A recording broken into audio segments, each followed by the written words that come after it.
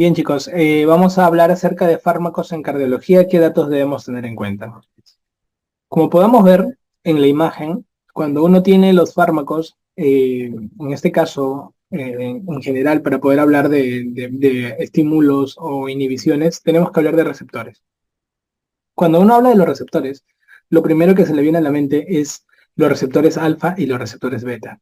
En este caso estamos hablando de receptores que van a trabajar estimulando o inhibiendo el corazón. Uno cuando estudia esto, yo le digo a los chicos que hagan esto. Receptores alfa van a la contracción, receptores beta van a la dilatación. Esto quiere decir que el alfa tiende a contraer y el beta tiende a relajar. Sí, en la mayoría de los casos sí. Y con ese dato podríamos comenzar esto. Primero, hay que recordar que los receptores alfa van a ser receptores alfa 1 y receptores alfa 2. Han preguntado en los exámenes los receptores alfa 2. Dato muy importante. Otro dato clave es que nosotros vamos a poder ver receptores alfa 1 que tienen un dominio 100% casi vascular. Esto también llama mucho la atención. Los receptores beta 1 son cardioselectivos, van directo al corazón. Y los receptores beta 2 tienden a predominar en el músculo liso y los beta 3 en la grasa. Esto que acabo de hacer en este momento son preguntas que tienden a venir constantemente en los exámenes. La ubicación de los receptores. Si bien muchos pueden compartir más de una ubicación, estas son las que van a preguntarle a ustedes en los exámenes. Respecto a los fármacos, pueden ser agonistas o antagonistas de estos receptores. Ya saben ustedes que los fármacos agonistas son los que potencian la acción de estos receptores. Dentro de los fármacos agonistas, que más van a ver ustedes en las preguntas, vamos a tener en cuenta en orden de importancia a la adrenalina. La adrenalina tiene un gobierno casi en todos los receptores alfa y beta, es muy poderoso. Y también la noradrenalina. La noradrenalina prácticamente está gobernando todos los receptores alfa y beta, excepto los receptores beta 2 que tienden a ser relajadores del músculo liso. Ellos no entran a relajar músculo liso, ellos pueden estimular el corazón, ellos pueden estimular los vasos sanguíneos. Estos dos son los más preguntados de este bloque. El tercero más preguntado es la dobutamina, que tiende a tener un dominio prácticamente beta 1. Si uno recuerda un poco, va a encontrar algunos fármacos que también van a tener cierto efecto. Por ejemplo, la dopamina. La dopamina va a tener efectos en receptores beta 1 como en receptores alfa 1. Y por eso voy a poner aquí lo siguiente, y está resaltado de esa manera. Los receptores, el fármaco vasopresor más usado es la noradrenalina. Y la noradrenalina va a tener una mayor potencia en receptores alfa 1, seguido por receptores alfa 2, y lógicamente en una proporción mucho ya en menor proporción por los receptores beta 1. Eso es la idea que hay que tener con la noradrenalina. En el caso de la adrenalina, que es el fármaco de último recurso, como se les dice, trabajado y manejado para poder para poder tener una respuesta del corazón, va a ser un fármaco que prácticamente se usa en ritmos de paro. Es un fármaco muy quemante, es un fármaco muy poderoso porque prácticamente gobierna todos los receptores desde el alfa 1 hasta el beta 2. Es un fármaco muy completo, por eso es que lo resalto bastante, ya que vamos a tener una necesidad de todo el fármaco en los ritmos de paro, y hay que recordarlo. Luego tenemos a la dopamina como fármaco vasopresor de este grupo, en la cuales nosotros vamos a ver que la dopamina va a tener un trabajo beta 1, también va a tener un trabajo en menor proporción alfa 1, para poderlo recordar. Sobre todo el beta 1 un poco mayor que el alfa 1. Esto para poderlo manejar y para poderlo recordar, ¿ok? Se dice que la dopamina a bajas dosis tiene un trabajo sobre los receptores dopaminérgicos. Y mientras más va subiendo la dosis, en este caso, una dosis un poquito mayor, va a tener efectos sobre los receptores beta. Y si tú subes subiendo un poquito más la dosis, va a tener receptores alfa. Lo que más se utiliza en dopamina es este grupo. Entonces vamos a tener generalmente un uso en el día a día más frecuente de los receptores beta cuando usemos dopamina. Pero recuerden ustedes que esto se hace a dosis intermedias. Y cuando usamos dosis muy altas de dopamina, va a predominar el efecto alfa sobre todos los demás. Esto solamente para poderlo tener como referencia de acuerdo a la dosis y de acuerdo, en este caso, el receptor involucrado que se vaya a presentar. Acá acabamos de decir más de 20 preguntas de examen que hay que dominar. Esto es un gráfico resumen. Esto hay que saberlo, hay que tenerlo en flashcards. Es algo que siempre nos van a preguntar. Te lo he resumido para que puedas evitar ya el trabajo, como se dice. A nivel de la parte ocular, vamos a tener 3 preguntas. La primera pregunta es, si tengo un efecto alfa 1, voy a generar midriasis. Si tengo un efecto alfa 2 y un efecto beta 2, voy a trabajar sobre el humor acuoso. El alfa 2 disminuye el humor acuoso y el beta 2 aumenta el humor acuoso. Estas son 3 preguntas que tienden a venir y hay que recordarlos por los fármacos involucrados. A nivel de receptores vasculares, vamos a ver que los alfa 1 predominan en la vasoconstricción.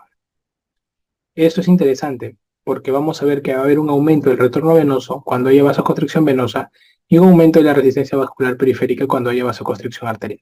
Por eso es que el fármaco que más se usa para mejora de la resistencia vascular es la noradrenalina, porque tiende a estimular los receptores alfa 1. Los receptores alfa 2 sirven para la agregación plaquetaria y los beta 2 son vasodilatadores. Hay algunos fármacos que van a ser responsables de justamente poder bloquear este efecto. Un detalle bastante interesante es que van a haber fármacos que van a ser más selectivos del efecto vascular.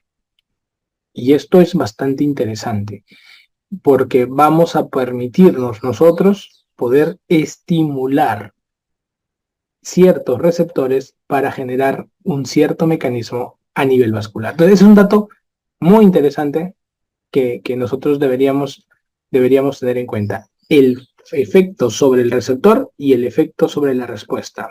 Y esto hay que recordarlo, tenerlo pegado esto si puedes en tu nicho para que lo puedas repasar.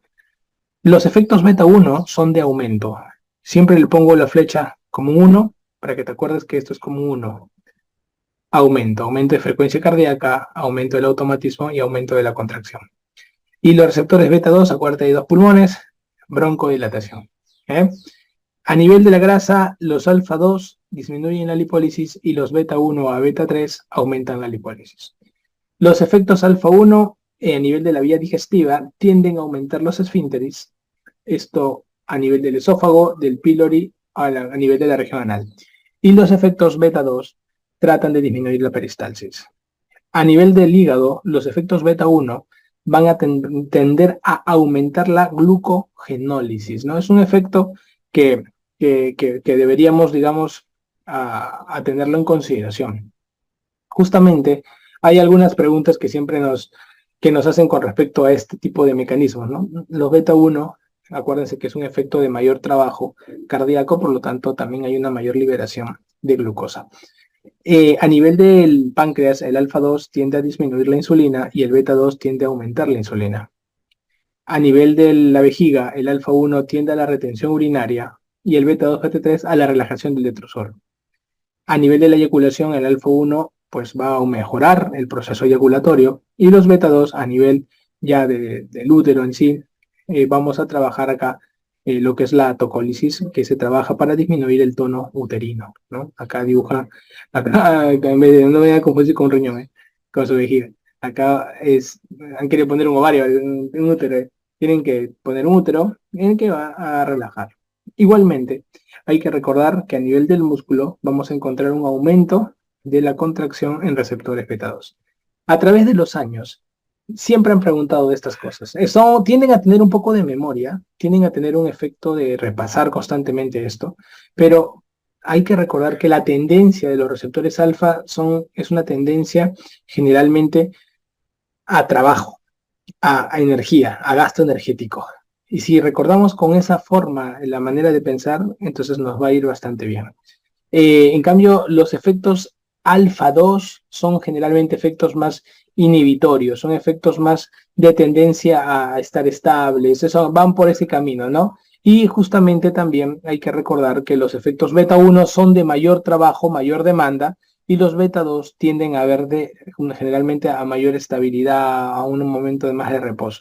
Esto es bien variable porque depende de órganos y es bien difícil dar un solo nombre a todos estos mecanismos y a todos estos factores que ustedes deben tenerlo en consideración, pero hay que tomarlo en cuenta de cara a las preguntas y sobre todo para tenerlo como un referente, copiar y pegar esto y tenerlo recordando y vas jugando, haciendo tus variables asociativas, que eso es importante.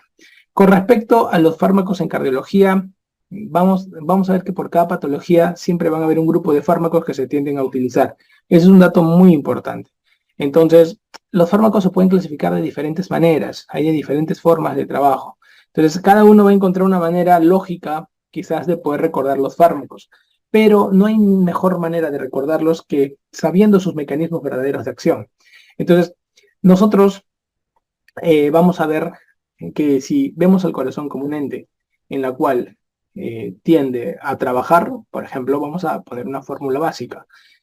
Vamos a trabajar con la presión arterial, que fusiona un poco el trabajo cardíaco y la resistencia vascular periférica. Entonces, ustedes saben que el gasto cardíaco es el volumen sistólico por la frecuencia cardíaca. Esto es bastante interesante desde el punto de vista estratégico de cómo podemos aprendernos esto.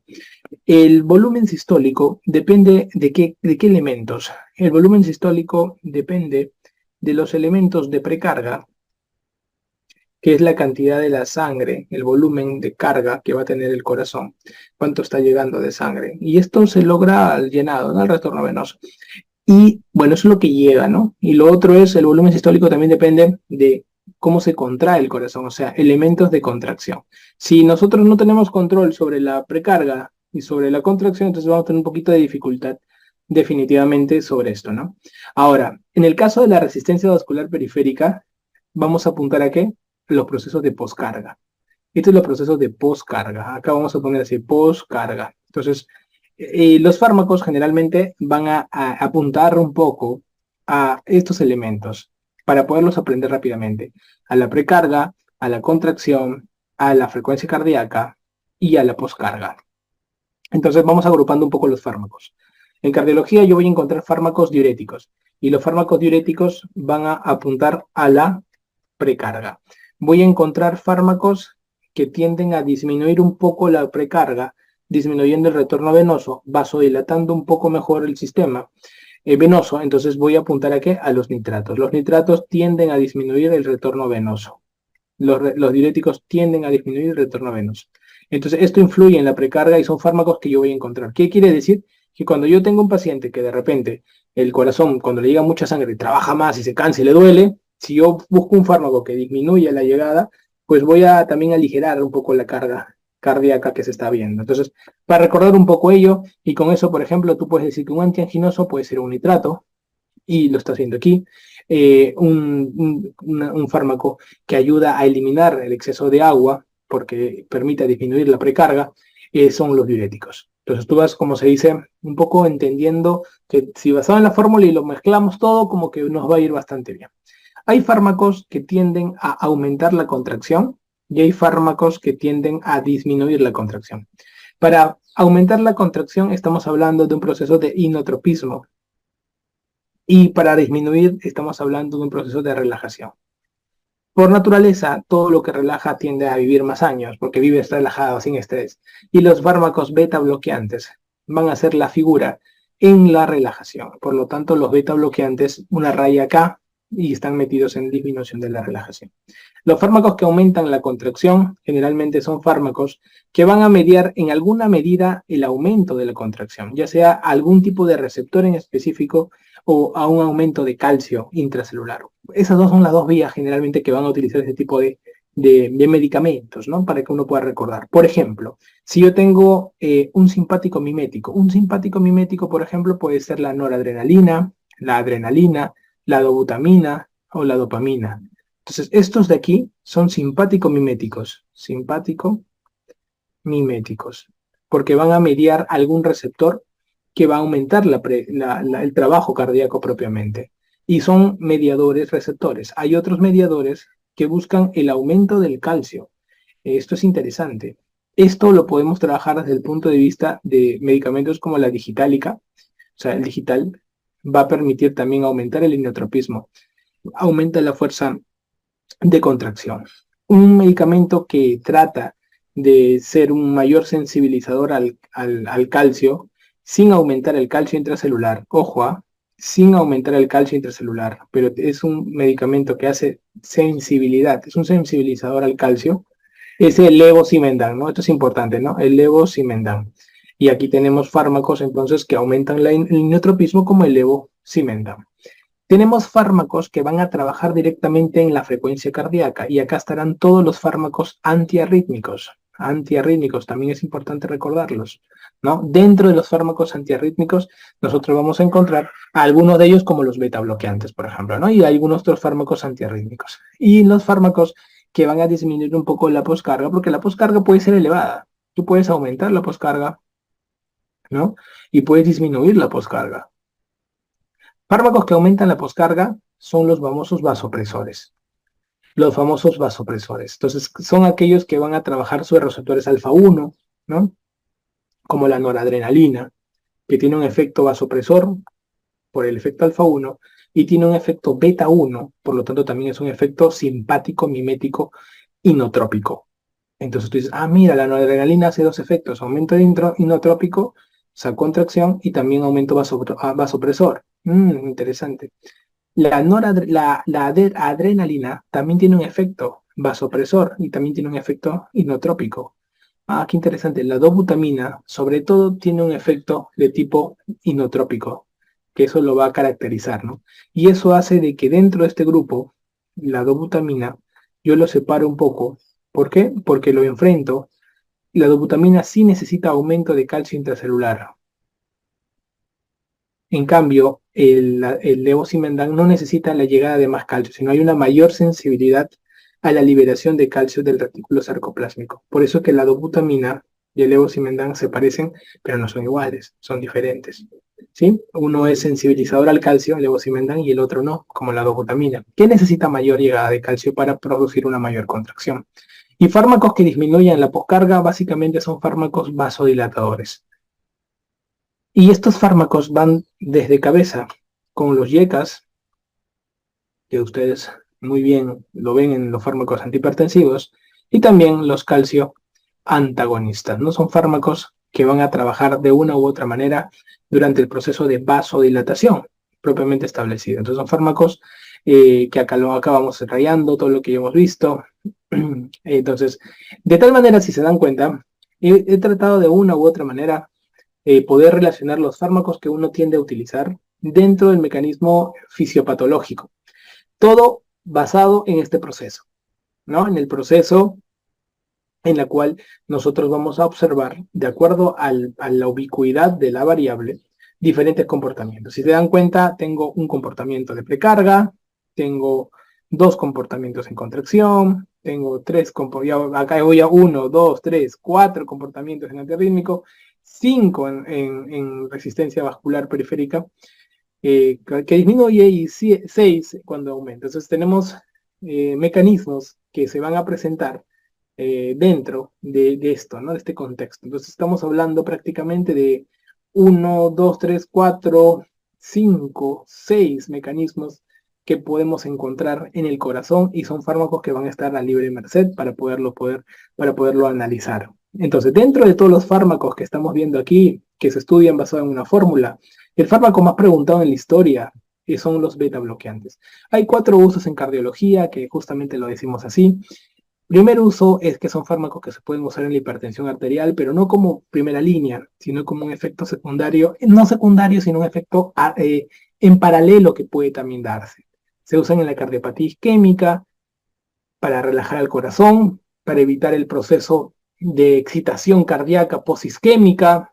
Se usa también en la insuficiencia cardíaca, definitivamente, sobre todo en predominio en la insuficiencia cardíaca de tipo sistólico, donde lo vamos a encontrar de una manera mucho más frecuente, ¿no? Acá te pongo algunos fármacos que se usan bastante, como el carvedilol, el metoprolol o el bisoprolol, ¿no?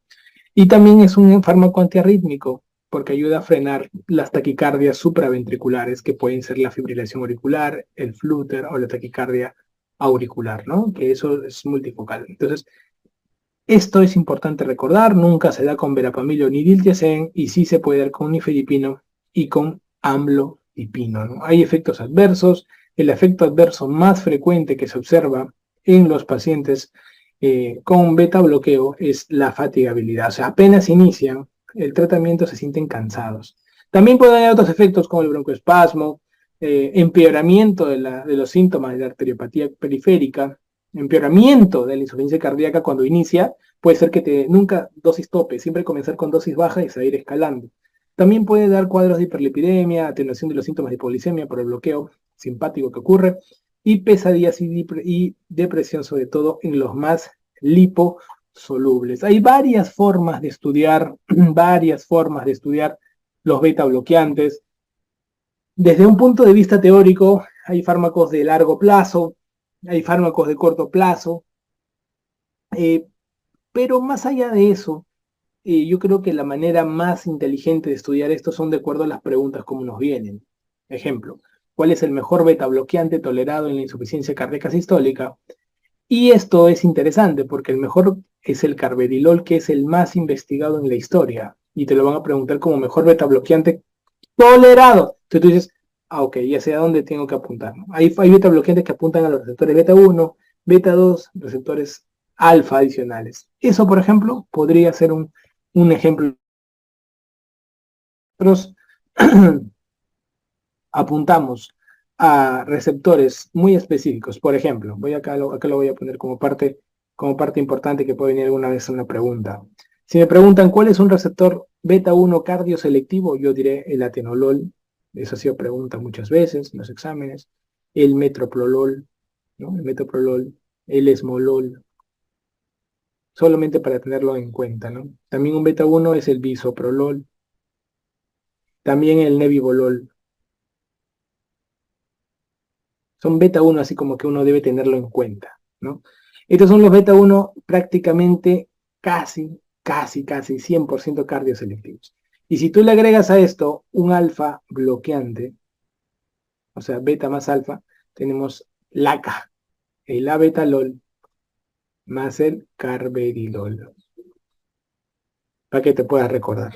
Entonces, ahora, si te ponen, ¿cuál es un fármaco que no es un beta 1 selectivo? Te pueden poner cualquiera. El más preguntado que no es beta 1 selectivo, porque esa es pregunta clásica, es el propanolol, porque lo usamos bastante. Por ejemplo, en pacientes con hipertiroidismo para control de frecuencia cardíaca se usa el propanolol, ¿no? Entonces, acuérdate los LOL, ¿no? Propanolol. Entonces se confundí con bisoprolol, nebivolol, atenolol, metoprolol, esmolol, ¿no? Que son más beta 1. Entonces, ahí hay tres preguntas de examen, ¿no? La primera pregunta, los beta 1 puros. Segunda pregunta, los más alfa, los que pueden, aparte del efecto beta, tiene un efecto alfa adicional, que todos son preguntas de toda la vida. Por eso que la betolol, al tener ese efecto alfa bloqueante, es excelente para las disecciones, es excelente para las emergencias hipertensivas. ¿Ok? Esto es interesantísimo, el abetalol. Y los que no son cardioselectivos, dentro de todos ellos, el propanolol, ¿no? El propanolol no es un beta 1 selectivo, tiene otros efectos beta bloqueantes, por eso que también tiene efectos adversos. Mientras más se aleje el corazón, que es beta 1, hay efectos adversos en la mayoría de estos pacientes. Entonces, a nosotros nos van a preguntar clásicamente, así, de manera clásica, cuáles son los fármacos cardioselectivos. Entonces, primera acápite, cuáles son los fármacos cardioselectivos, ¿no? Entonces, tú siempre te vas a acordar de esto que te he dicho, ¿no? Allá, tengo el metoprolol, tengo el bisoprolol, tengo el atenolol, perfecto, del nebivolol y el esmolol. Entonces, tengo que hacer mnemotecnia de esto, ¿no? Por ejemplo, puede ser MBA no es, ¿no? Y ahí ya tienes todititos los que están acá. Ah, esa es la primera pregunta que va a venir. La siguiente pregunta dentro de este bloque serían cuáles no son los cardioselectivos. Entonces también tengo que tenerlo presente, ¿no? A la cabeza, el primero que más preguntan, propanolol, pues, ¿no? Acuérdate así, entonces, propanolol. Entonces, pues, Otro no, que no es selectivo, el carvedilol. Otro, el abetalol. Pues otro, tú dices no, el timolol. Pues calatos, el nadolol, nada, y el sotalol, solos. Es otra pregunta, ¿no? Los no cardioselectivos, como para poderlo recordar, también es una pregunta muy importante. Luego tenemos los que son lipofílicos. Los lipofílicos por excelencia, el timolol y el propanolol. Son bien lipofílicos. ¿Ok? Y son lipofílicos, tratan de tener un metabolismo hepático. Y los que son menos lipofílicos, acuérdate de Alan. ¿Ok? Acuérdate de Alan. Del atenolol, del labuetalol y del nadolol. ¿Ok? Entonces acá lo ponemos atenolol, labetalol y nadolol. Ajá. Entonces aquí estos son los que tienen más eliminación renal, más hidro. ¿Ok? Ahora, ¿cuáles son los fármacos beta bloqueantes que tienen un efecto de actividad simpática intrínseca? Quiere decir que inmediatamente están haciendo un bloqueo beta, también están haciendo un estímulo de la vía simpática. Dentro de los que tienen actividad simpática intrínseca, por ejemplo, podemos tener algunos fármacos. Por ejemplo, tenemos el labetalol, y también podremos tener el acebutolol, como para recordarlo. Y si te preguntaran, ¿cuál es el fármaco? 4, ¿cuál es el fármaco más vasodilatador, betabloqueante más vasodilatador? ¿Ustedes qué dirían? Es el labetalol y el carvedilol. LACA. ¿Cuál es el betabloqueante más vasodilatador? LACA. Y con eso, como que te va a ir muy bien para las preguntas de examen. Entonces, no te olvides, por favor, estas son preguntas que van a venir y hay que aprender a reconocerlo. Con respecto a los antagonistas de calcio, se dividen en dos, ¿no? Ustedes saben que los antagonistas de calcio son dihidropiridínicos, donde el más usado es el amlodipino. Tiene un efecto de vasodilatación. En algunos casos se puede dar taquicardia refleja, que cuando hay una vasodilatación puede hipotenciarse el paciente y como taquicardia hace compensatoria, entonces eso es interesante. Y por esa taquicardia se podría utilizar con beta bloqueantes. En el caso de los no dihidropiridínicos, tenemos al verapamilo y el diltiazem, se les llama también cardioinhibidores porque son antiarrítmicos de clase 4 y no deberían usarse con beta bloqueantes porque tiene un efecto más cardioinhibidor, ¿no?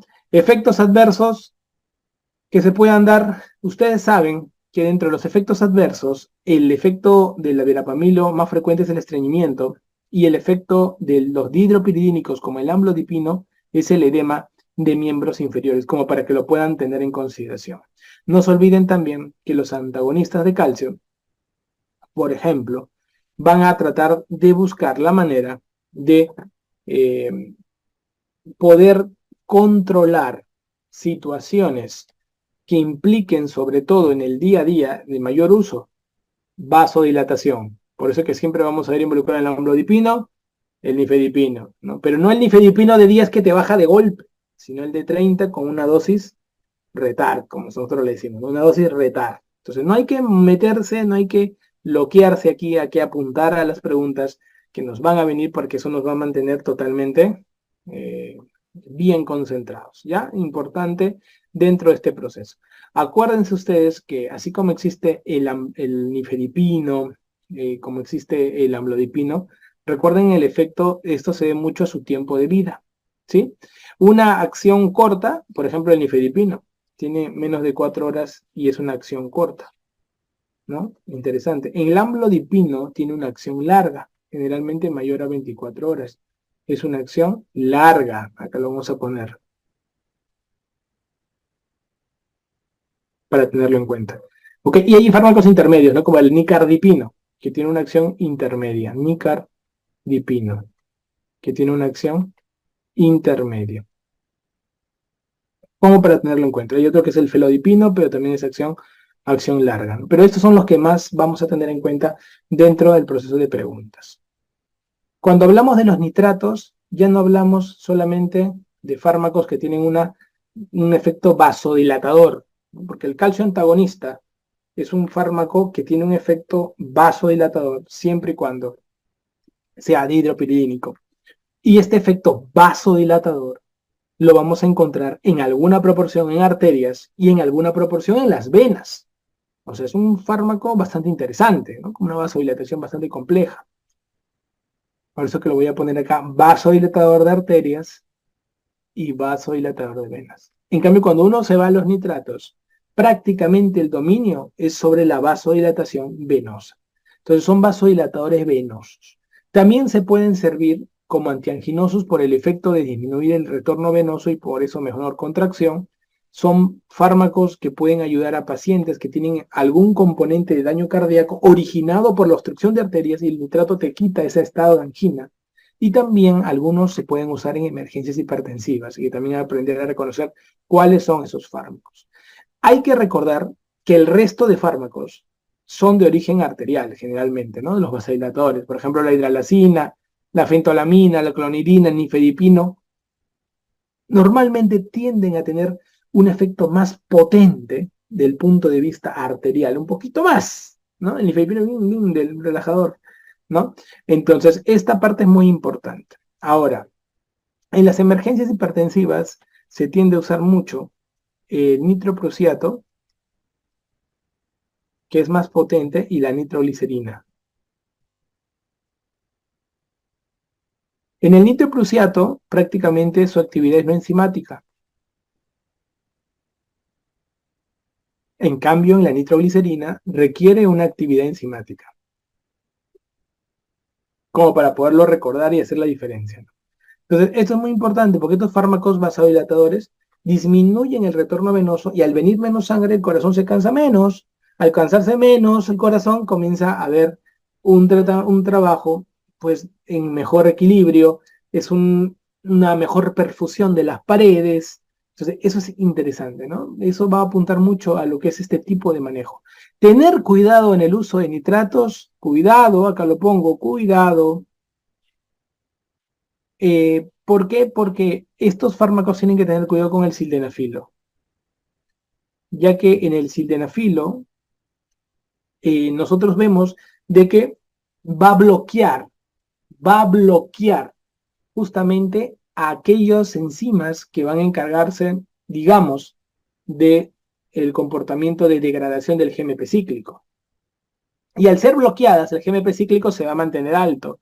Y ustedes saben que el GMP cíclico, cuando se encuentra elevado, tiene una tendencia a aumentar la relajación muscular. Y al aumentar la relajación muscular, ¿qué es lo que ocurre a nivel de los vasos? Hay tendencia mayor a la vasodilatación y es un aspecto que nosotros tenemos que tener en cuenta. Otro fármaco es la digoxina. Para estudiar la digoxina es interesante cómo lo podemos estudiar para el examen. Vean este gráfico. La digoxina es un fármaco que nosotros para poderlo estudiar bien tenemos que recordar lo siguiente. Acá vamos a ponerle un marcador. Es un fármaco que va a tener una acción a nivel de 3 niveles. En los miocitos, lo que va a hacer es que la digoxina va a bloquear la bomba sodio-potasio ATPase, obligando al sodio ya no a salir por esta bomba, sino por una bomba que intercambia con el calcio, haciendo que aumente el calcio intracelular. Y al aumentar el calcio intracelular, aumenta la contracción. Dato importante, primera característica. Segunda, va a poder mediar en el tejido especializado, disminuyendo la conducción del nodo auriculoventricular y la frecuencia cardíaca. Y tercero, estimula a nivel de los nervios, sobre todo el vago, que es el nervio involucrado en la bradicardia, a disminuir la conducción eléctrica, sobre todo por estos elementos supraventriculares que van a ocurrir. Entonces, aquí le hemos colocado algunas palabras, como por ejemplo dire, disminución, la X para que simule el vago, ¿no? Aumento del vago, y la parte de lo que es el aumento de intracelular de sodio, por eso que pongo NA, aumento intracelular de sodio, que termina repercutiendo en un aumento intracelular de calcio, y en una mayor contracción. Acuérdate que la digoxina, diorina, o sea, se elimina por vía urinaria. ¿Cuál es el problema de la digoxina? La intoxicación. Hay bastantes casos de intoxicación que se están viendo. ¿Y cómo tratarla? Miren, puntual en este esquema. Primero, para poder tratar la intoxicación, lo primero que tenemos que trabajar nosotros en una intoxicación que se ha dado por un aumento normalmente de la dosis, por una causa, otro se puede haber dado porque hay una disminución del potasio. Pregunta de examen.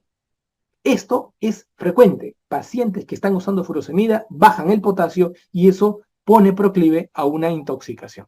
También cuando hay disminución de la función renal, mejor filtración, también proclive a una intoxicación. Acuérdense que el potasio compite con la digital y por lo tanto va a haber ese tipo de comportamiento dentro. La clínica tiene que ver con el nombre, DIC, de digestivo, náuseas y vómitos, lo más frecuente, oxin para que te guarden los ojos, y A, de arritmia, sobre todo extrasístoles ventriculares, taquicardias ventriculares con bloqueo. Dentro del tratamiento, primer tratamiento es corregir el potasio. Segundo, colocar atropina. Tercero, poner magnesio. Cuarto, antiarrítmicos de tipo 2B. Y, lógicamente, su tratamiento, para que te acuerdes, su tratamiento. ¿Cuál es su tratamiento? Pues anticuerpos específicos contra la digoxina, como para que puedas tenerlo en consideración. Entonces, este orden es importante, ¿no? Corregir el potasio, atropina, magnesio. El magnesio está dentro del tratamiento de identificación digital, y que lo han preguntado en los exámenes, ¿no? Antiarrítmicos del grupo 1B.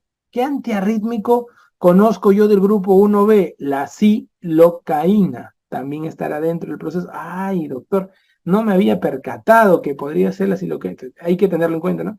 Y también su tratamiento, anticuerpos directos contra la digoxina. Cuando uno hace eso, vuelve aquí. Esta parte ya la tienes clara, las funciones cuáles son de la digitálica, de acuerdo a la zona. Incluso tú sabes 3 mecanismos que pueden presentarse, desde que tú puedas hacer en los miocitos más contracción, desde que puedas disminuir la conducción en el tejido especializado y desde que puedas estimular una disminución del impulso al aumentar el trabajo a nivel del vago, porque más vago, más bloqueo del impulso. Eso hace la digoxina. Por eso que nosotros siempre decimos que se estimulan el parasimpático. ¿Ok? Interesante. Igualmente, recuerda que en las preguntas de examen se puede usar en la insuficiencia cardíaca con fibrilación auricular. En las preguntas. Ya no se trabaja directamente como en la fibrilación auricular. Ustedes saben que el tratamiento es FAR. Controlar la frecuencia, anticoagular, cambiar el ritmo. Y dentro de controlar la frecuencia siempre decimos el BCD. O sea, primero beta bloqueante, después calcio antagonista y después la digoxina. Y solo marcaremos digoxina en una fibrilación auricular cuando esté en medio de ¿qué? De una insuficiencia cardíaca, ¿no? Y generalmente si está descompensado en una emergencia, marcaremos la natócido, que es la digoxina endovenosa que debemos tener en cuenta. Recuerden que no mejora la supervivencia en pacientes que tengan ritmo sinusal, así que hay que recordarlo. Y también recuerda que la cubeta digitálica no expresa toxicidad, por favor, solamente nos habla de qué, de que está, solo nos habla de qué, de que está impregnado, que lo voy a poner. Solamente habla de que está impregnado para poderlo tener en consideración, ¿ok? Importante. Desencadenantes de la intoxicación de digitálicos, acá está, señores. Insuficiencia renal, disminución de potasio, hipercalcemia, hipotiroidismo, hipomagnesemia. Prácticamente yo le podría decir que un desencadenante de la intoxicación es todo aquello que baja. Insuficiencia renal, baja la función, hipopotasemia, baja el potasio, hipomagnesemia, baja el magnesio, hipotiroidismo, baja la función, excepto ¿quién? Hipercalcemia. Entonces, intoxicación digitálica me podrían preguntar cuál no es. Entonces me preparo para esa palabra distintivas. Otros fármacos que pueden ayudar a desencadenar la intoxicación, verapamilo. Acá está la mnemotecnia, quiero ver a mi amigo Eri, porfa. Verapamilo, amiodarona, quinidina, eritromicina, para que lo recuerden, propafenona. Son fármacos que van a desencadenar intoxicación digitálica. Dentro de la intoxicación, doctor, ¿qué es lo más frecuente que uno ve? Arritmias extrasistólicas de tipo ventricular. Generalmente la mayoría de ellas son asintomáticas. Pero ¿cuál es lo más característico que tú dices? Está intoxicado. la famosa fibrilación auricular con bloqueo auriculoventricular lento y regular. Es importante. También pueden haber otros efectos, náuseas, diarreas, halo de visión de colores, ¿no? Que generalmente va a ser la forma de intoxicación que nos va a llamar la atención en una pregunta, ¿no? Paciente viene por tomar fármacos y nota que hay halo de visión de colores, entonces nos está dirigiendo prácticamente a que marquemos digital definitivamente. Esto es un dato que hay que tener en consideración dentro de los diferentes protocolos. Igualmente, van a haber fármacos que van a ayudar en la insuficiencia cardíaca. Ustedes saben que la insuficiencia cardíaca es el estadio donde el corazón ya no está suficiente para llevar oxígeno y nutrientes a los tejidos. Por lo tanto, van a haber fármacos que van a actuar directamente en el aumento de la sobrevida. Van a actuar en diferentes bloques. La cosa es que su función, ¿cuál es fundamentalmente estos fármacos? Bloquean el efecto de los compensadores de la insuficiencia cardíaca. Los compensadores apuntan a aumentar agua para mejorar el gasto. Los compensadores apuntan a aumentar frecuencia cardíaca para mejorar frecuencia cardíaca y por lo tanto el gasto. Los compensadores aumentan la resistencia vascular periférica para que aumente la presión arterial y así aumentar la perfusión de los tejidos. Entonces, ¿qué hacen los fármacos de la insuficiencia cardíaca? Bloquean todos los compensadores. Porque los fármacos saben que estos compensadores, que entre comillas mejoran la presión, mejoran el estado de en realidad hacen un exceso de agua descontrolada que termina dañando el corazón a la larga. Entonces, ¿qué fármacos se ha demostrado que tienen mayor sobrevida? Estos que están aquí, señores. Los beta bloqueantes aumentan la sobrevida. ¿Por qué aumentan la sobrevida? Porque disminuyen la frecuencia cardíaca y permiten disminuir la contracción. Al disminuir la contracción, aumentan la relajación. Fármacos fundamentales. Los IECAs, definitivamente. ¿Por qué? Porque van a disminuir la poscarga y eso también estimula lo que es el manejo de la sobrevida, aumentar la sobrevida. La espironolactona, siempre y cuando la fracción de eyección sea menor de 40%, va a ser un elemento importante. ¿Por qué? Porque va a disminuir el remodelamiento cardíaco. Y esto hace, ¿qué cosa es el remodelamiento cardíaco? La sustitución de un tejido contráctil por fibrosis. Entonces la espironolactona lo vamos a agregar en toda pregunta con segunda que nos quieran poner que tiene una fracción de eyección menor del 40%. Otros fármacos que van a ayudar también, la aspirina, la atorvastatina. La atorvastatina, un estabilizador de la placa y también con efectos pleiotrópicos que hemos visto. Y la aspirina sobre todo para lo que es la antiagregación y evitar la complicación de cualquier placa mínima que tengamos en la economía coronaria. ¿Qué fármacos no aumentan la sobrevida? Los digitálicos, la furosemida y otros inotrópicos. Por ejemplo, la dobutamina, ¿no? Vamos a encontrar ahí, no aumentan la sobrevida en estos casos. Entonces, esto es muy interesante porque estos fármacos nos van a permitir ubicarnos y vamos a decir, Dios mío, esto trabaja así, esto funciona así, o sea, ya saben ustedes más o menos a qué tenemos que apuntar, ¿no? Entonces, acá tenemos un poquito del trabajo que está ocurriendo. Dentro de todo esto, ¿cuál es la novedad? Bueno, en realidad no es tanta novedad, ¿no? Pero es más o menos recordar un poquito, es que normalmente el cuerpo tiende a tener un exceso de volumen porque el corazón está aguantando el trabajo. Entonces, de manera retrógrada comienza a haber un aumento de volumen.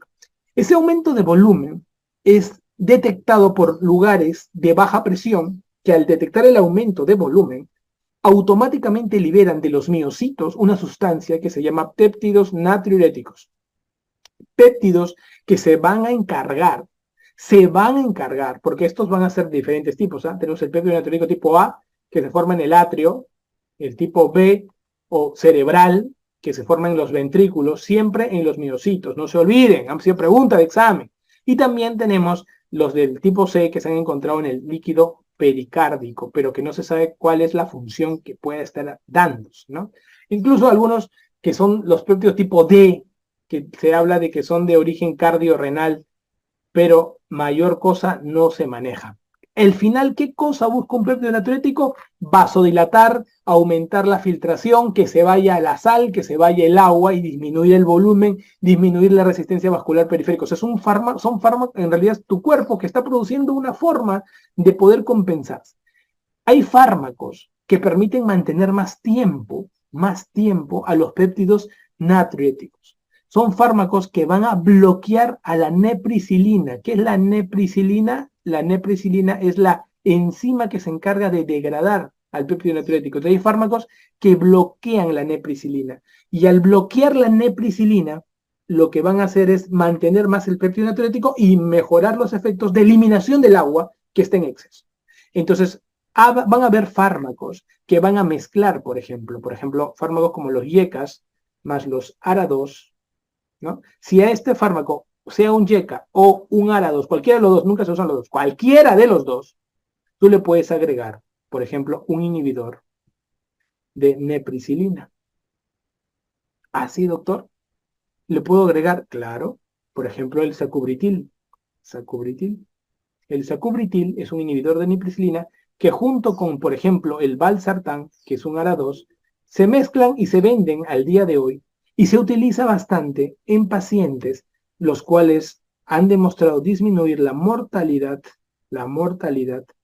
asociada a insuficiencia cardíaca. Ah, mira, doctor, control de hipertensión arterial con insuficiencia cardíaca puede ir este fármaco. Correcto, esto se usa bastante ahora en pacientes con hipertensión arterial e insuficiencia cardíaca. Ah, qué chévere, doctor. Entonces ya puedo ir jugando. Claro, vas a ver a qué nivel. Mira, puedes trabajar bastantes cosas. Mira, acá tenemos varios fármacos. Acá te lo pongo para que veas cómo actúan. El más preguntado de todos son los beta bloqueantes.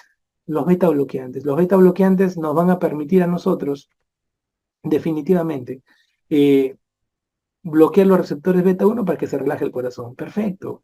Tenemos aquí más. Tenemos a los YECAS. Los YECAS también van a permitir esto. ¿Cómo un YECA nos va a ayudar? Un YECA prácticamente va a evitar de que se produzca la angiotensina 2 al trabajar con los inhibidores de los YECAS.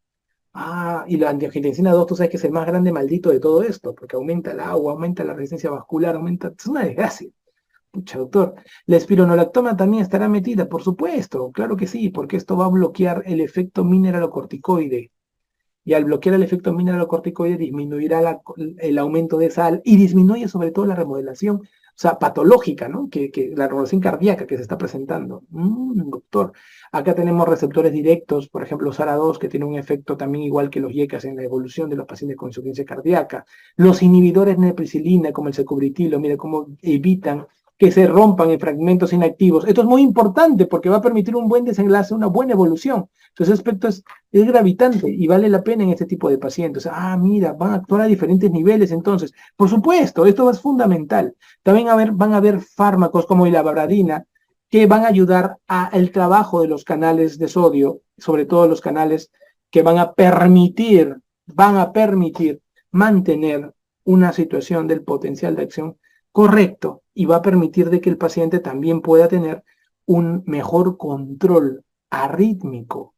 O sea, se utiliza también en la insuficiencia cardíaca, lógicamente no lo vas a utilizar en todos los pacientes, pero también se utiliza. Entonces uno dice, wow, y nunca te olvides que la mayoría de estos fármacos van a apuntar a aumentar la sobrevida del paciente, bloqueando los efectos de los compensadores cardíacos. Acuérdate que cuando el corazón tiende a disminuir, ¿qué es lo primero que hace el cuerpo? ¿Qué es lo primero que hace el cuerpo? Tratar de activar el sistema simpático para aumentar la frecuencia cardíaca. ¿Qué hace un beta bloqueante? Lo disminuye. ¿Qué hace el cuerpo cuando necesita que está cayéndose el corazón? Aumentar su agua, aumenta la antidiurética, aumenta la angiotensina 2, que aumenta la retención de agua y sal y set. Pero ¿qué hace estos fármacos como los YECAS? Lo bloquean a la angiotensina 2. Queremos retener sodio. La aldosterona comienza a trabajar y la espironolactona puede entrar solo. Escuchen, chicos, cuando la fracción de eyección es menor de 40, lo utilizan. Y el ideal, menos de 35. Pero las preguntas, cuando vean menos de 40, menos de 35, dale con todo al espiro. Porque le están diciendo marca espiro. Porque ninguna pregunta de examen va a venir dirigido tanto al espiro como la fracción de eyección en un paciente con insuficiencia cardíaca. Doctor, y estos fármacos como la aspirina, la atorvastatina, eso va a ayudar no solo a la insuficiencia cardíaca, sino eso ayuda a cualquier patología coronaria que se haya presentado que te haya llevado a la insuficiencia cardíaca. Ah, ok, doctor. Y doctor, y los fármacos, los demás fármacos, acuérdate nada más. Inhibidores de nepricilina, unidos a la 2, mezclados juntos en hipertensión arterial con insuficiencia cardíaca y lo marcas en el examen. Y la ibabradina lo dejas como un elemento farmacológico dentro del protocolo y cóctel de los fármacos en la insuficiencia cardíaca porque son novedades que también se manejan Y tú vas mirando y vas diciendo, ahora entiendo cómo va funcionando todo este circuito. Y cuando alguna vez te pregunten, porque te han preguntado dónde se producen los péptidos natriuréticos y marcabas miocito, también recuerda que esto, ¿dónde actúa hoy día? En el corazón inhibe la hipertrofia y fibrosis. En la vasculatura permite vasodilatación y en el riñón aumenta la diuresis. Por eso es que es muy importante recordar esto. Y una manera anticipada de poder saber cuándo hay más péptidos natriuréticos es dosando los péptidos natriuréticos pro-BNP y pro-ANP, sobre todo el pro-BNP, para poder adelantarnos que el paciente está en un grado de insuficiencia cardíaca, que esto se descompensa, estos pacientes se descompensan por nada. Entonces hay que recordarlo, porque son corazones que están con la justa, así que encima le das un foco de infección, se descompensa, porque no sabe cómo llegar a poder apoyarlo y el corazón entra en un proceso de descompensación, porque todo el sistema no está adaptado para un aumento del trabajo cardíaco. Dato importante para tomar en consideración.